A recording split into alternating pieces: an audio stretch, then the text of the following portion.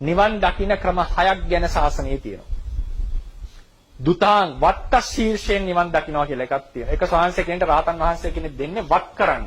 හැබැයි මේ අවුරුදු 5 ඉගෙනගෙන ධර්මයේ ඉගෙනගෙන යනවා. ගියාට අහනවා ස්වාමීන් මොනවද කරන්නේ? ග්‍රන්ථ දුරයයි විදර්ශනා දුරය. අනේ ස්වාමීන් මට විදර්ශනා දුරය තමයි. ඔන්න අවුරුදු 5 ඉවර වෙලා.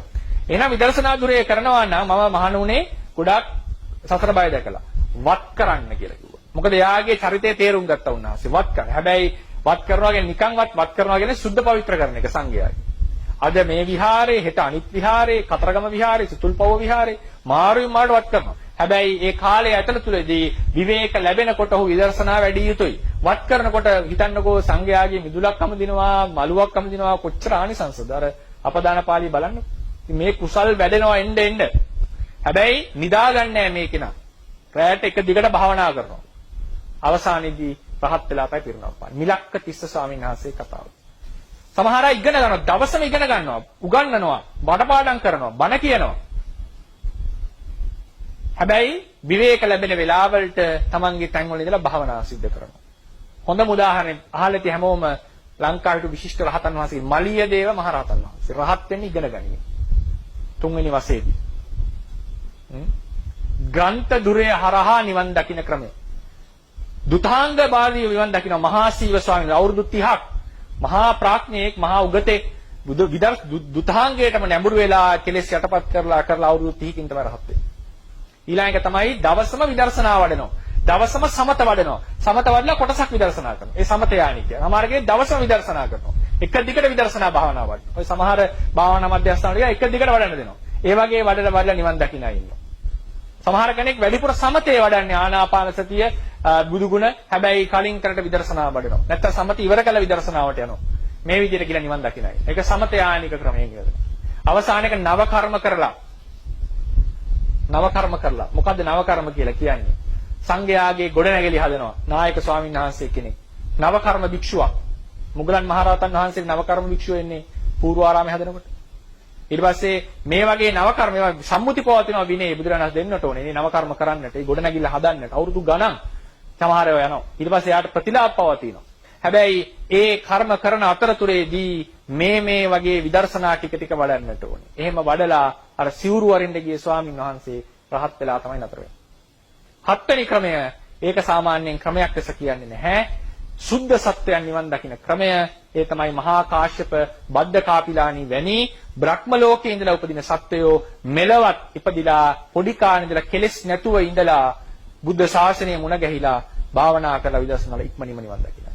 ඒ වගේ අය දුර්ලභයි. අපි බොහෝ දෙනා ඒ ගණයට වැටෙන්නේ නැහැ. ඒ දෙනා කසාද බැඳලත් කාමයේ සේවනය කරේ නැහැ. ඊටාම විශිෂ්ට ඒ කෙලෙස් යටපත් වෙච්ච ස්වභාවයෙන්ම කෙලෙස් යටපත් වෙච්ච සත්ත්ව විශේෂයෙන් බ්‍රහ්ම ලෝකෙ ඉඳන් එන සත්ත්වය ගැන කියන්නේ සුද්ධ සත්වයන්ගේ ක්‍රමය කියලා.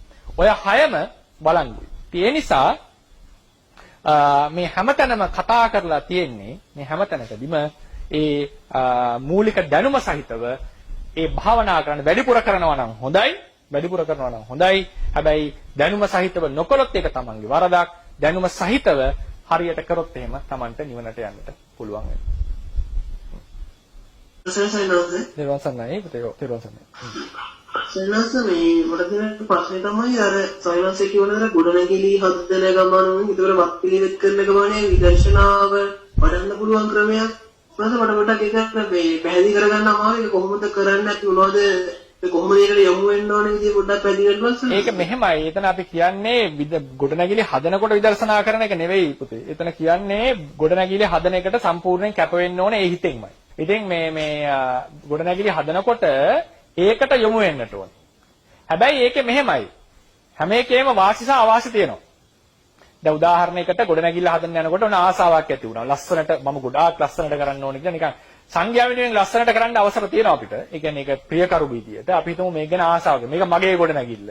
මගේ පන්සල කියලා ඇලීමක් ඇති වුණා. එතකොට ඉතින් මෙතන කෙලෙස් වර්ධනයක් වෙනවා. නැත්තම් මම හැදුවා කියලා දැනගනීවා. ඔන්න එතන කෙලෙස් වර්ධනය වෙනවා. ඒ වගේ එකකට යන්න ඉඩ තියෙනවා. ඒක නැහැ නෙවෙයි. එතකොට අපි කරන්නට ඕනේ මේක හුදු සංඝයා වෙනුවෙන් නැත්නම් තමන් වෙනුවෙන් හැදුවත් තමන්ගේ පුහුණුව වෙනුවෙන් භාවනා පුහුණුව වෙනුවෙන් මේ වගේ හොඳ ආකල්පවලින් තමයි ඒක හදන්නට ඕනේ. ඒ වගේ හොඳ ආකල්පයකින් පටන් ගත්තම හොඳ මනස පවත්වන්නට. එතන ඉන්ද්‍රිය සංවරය ඒ ටික තියෙන්නට ඕනේ. නිකන් ඔහේ හදනව නෙවෙයි. මේ වෙලා ඉන්ද්‍රිය සංවර ආදී පවත්තමින් ඒක හොඳ සීයෙන් යුක්තව කරගෙන යනකොට වෙන්නේ පුතේ කෙලස් ටික යටපත් වෙනවා. කෙලස් උපදින්න නැති වෙනවා. ඒ වෙලාවේ යාට හිතන්නේ අනවශ්‍ය අරමුණු නෙවෙයිනේ. සංඝයාට කොහොමද මම මෙහෙම හැදුවොත්ද සංඝයාට ප්‍රයෝජන අනෙක් විදිහට හැදුවොත්. මෙහෙම කරොත්ද භාවනා කරන්න පහසු මෙහෙමද. ඔක්කොම හැමතිස්සෙම කුසල ක්‍රමයෙන් හිතන්නට ඕනේ. ඒක එයා පුහුණු කරන්නට ඕනේ. එහෙම නැතුව ගොඩනැගිල්ලක් හැදුවපමණින් ඒක වෙන්නේ නැහැ. ගොඩනැගිල්ල හදනකොට කුසලයේ රැස් වෙනවා. නමුත් ඒක හිත මේන්ටේන් කරන්න එයා දක්ෂ වෙන්නට ඕනේ. ඊට පස්සේ මොකද කරන්නේ? එයා දවසම හදනව නෙවෙයිනේ. හවස් වරුවේ විවේක ලැබෙනකොට විදර්ශනා වඩන්නට ඕනේ. ඒකයි ඔය කියන්නේ. වත් කරනකොට වත කරන්නට ඕනේ. දැන් කාට හරි ඒ කරන අවස්ථාවෙත් මානසිකාරයක් කරමින් කරන්න පුළුවන් නම් ඒක විශේෂ දෙයක්. ඒක එහෙම පුළුවන්. ඒ කියන්නේ ඒතකොට කරන්න ඕනේ මානසිකාරක. හැබැයි ඒක විටින් විට කැඩෙනවා. මොකද කවුරු හරි හම්බ වෙනවා. දැන් වතුර එකක් මම මේක විසික් කරනවද නැද්ද කියලා තීරණයක් ගන්න ඕනේ. නේද? ඒ වගේ වෙලාවලට එයාට ඒ විදර්ශනා මානසිකාරය කැඩෙනවා. දැන් ඒ වගේ මානසිකාර කරගෙන නව කර්ම කරන් හිටියොත් එහෙම කාර්මාන්ත කවුරු හරි ඇවිල්ලා අහන මොකද්ද කරන්න ඕනේ? ඒ වෙලාවට මානසිකාරය බෑනේ. ඒ වෙලාවට එයා උත්තරයක් දෙන්න ඕනේ. ඒක හිතන්නට ඕනේ. ඒ නිසා සාමාන්‍ය ක්‍රමය සමහර අය ඉන්නවා මේ අතර තියෙන හිස් ગેප් එකේ විදර්ශනා කරන අය. ඒක ඉතින් විශේෂ ස්කිල් එකක්. එහෙම හැකියාව තියෙන අය ඉන්නවා. දැන් අපි නාවින අරදම සංස කියලා කියන්නේ ඒ වගේ ඒ සමහරකට කතා කරන අතරතුරේ පවා ඒ තමන්ගේ මානසිකාරය පවත්වන්න පුළුවන් අය. ඒක ඉතින් විශේෂ හැකියාවක්. නැත්තම් සාමාන්‍යයෙන් කරන්නේ සම්පූර්ණ ඒකට යොමු වෙලා හැබැයි කුසල හිත පවත්වා ගන්නට ඕනේ. ඉගෙන ගන්නකොටත් එහෙම.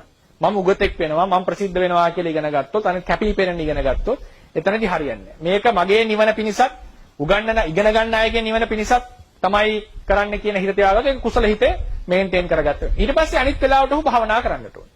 දැන් අපි දවසම භාවනා කරන අය ඉන්නවා කියලා. දවසම භාවනා කරන අයගෙත් සමහරලාට අඩුපාඩු වෙන්නට පුළුවන්. සමහරලාට දැන් උදාහරණ සංඝයාගේ අත්‍යවශ්‍ය කටයුතු තියෙනවා. ඒවා අතහරිනවා වෙන්න පුළුවන්.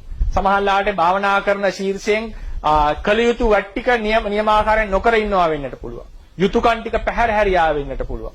මේ වගේ පැතිවලින් සමහරට ආත්මාර්ථකාමීත්වය ලොකුවට ගොඩ නැගෙනවා වෙන්න පුළුවන් දිගටම භාවනාවට යොමු වෙච්ච කෙනෙක්. ඒ නිසා ඒක බැලන්ස් කරගන්නට ඕනේ. ඒ තමන් යුතුයකම් ඉෂ්ට කරන්න, ගිහි කෙනෙක් නම් ඒ අදාළ යුතුයකම් ඉෂ්ට කරන්නට.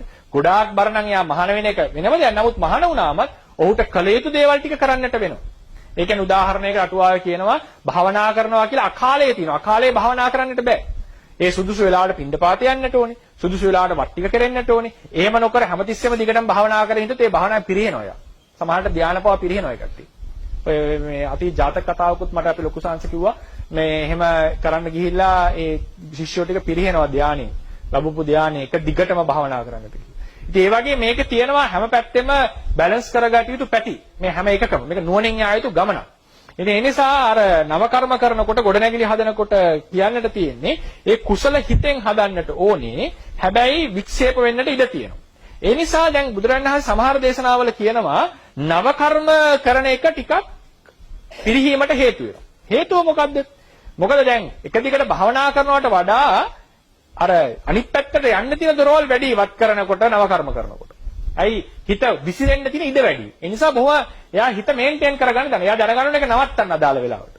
නව කර්මේ නවත්තන්න. චීවර කරන ගොඩනැගිලි හදනවා විතර නෙවෙයි සිවුරු හදනවා, සිවුරු මහනවා මේවත් තියෙනවා අපේ ශාසනයේ. ඒතර ඒවා ඒ අදාළ වෙලාවට නවත්තන්නට ඕනේ. නවත්තලා ඔහු අදාළ වෙලාවට කර්මස්ථානයට යා යුතුයි. මේ වගේ හරි බැලන්ස් එක කිරීම තමයි මෙතන අදහස් කරන්නේ. එතකොට ඒ සංඝයාය කටයුතු සිද්ධ වෙනවා, ලොකු කුසලයකුත් රැස් වෙනවා, කෙලස් ටික යටපත් වෙනවා. ඒකට විශේෂම කරුණ. කෙලස් යටපත් වෙනවා. ඒ වගේ එක දිගට කරන් යනකොට ඊට පස්සේ ඔහුට ඒක මත පදනම් වෙලා භාවනා කළා නිවන් දකින්නට පුළුවන් වෙනවා.